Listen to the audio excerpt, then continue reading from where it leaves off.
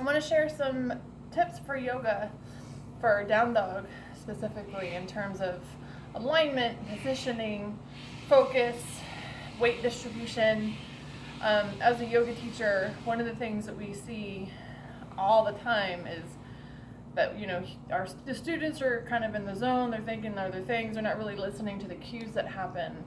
And with me, when I started yoga for the first year, I was going to huge classes and not really listening to the teacher or thinking I was, but she couldn't get around to everybody, and I actually did harm to my wrists and hands and ankles by not knowing how to align. And so if you're doing home yoga with videos, or you're in huge classes and you don't have one-on-one support from a teacher, first off, please try to find one-on-one support with a teacher, even just for like 1 or 2 classes, so you can kind of get a feel of what the proper alignment is. But go through this video and kind of piece by piece, maybe record yourself so you can see, because you're in down dog, you can't see what you're doing. And just build that relationship of stacking joints and feeling everything tightening in, and just, anyway. So down dog is eventually going to feel like a resting pose. Doesn't always feel like that to me. But where you want to start is, and if you have any issues with wrists and shoulders, then there's modifications you can take. You can always come to your knuckles, you can come down to your forearms, or you can always take your knees into a tabletop if going all the way up is not an option for you. So just listen to your body. The benefit of yoga is learning your body.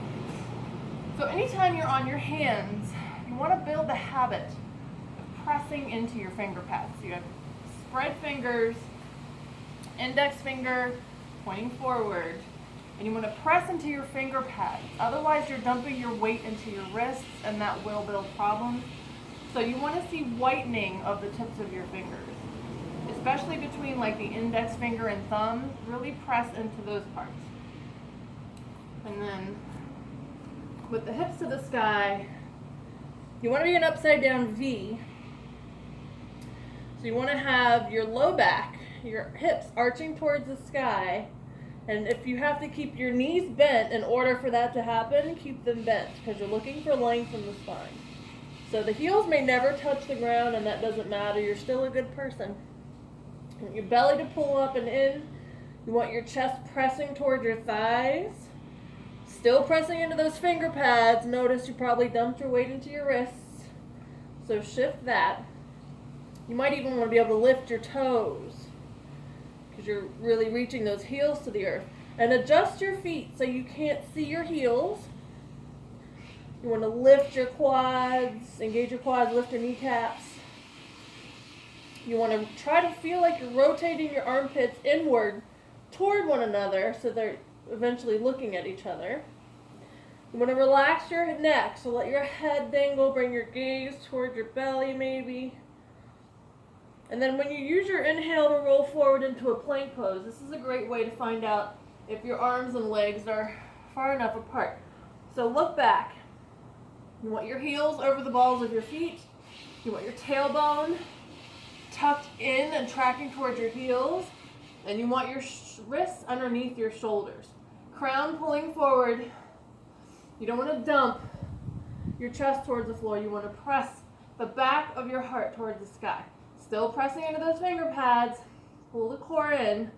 Leave your hands and feet where they are. And then track your hips back up to the sky. All right. That's it for right now. Should be enough to help prevent any recurring discomfort or damage from not appropriating your weight and stacking good. So I hope that helps. Om Shanti Shanti. Peace, peace, peace.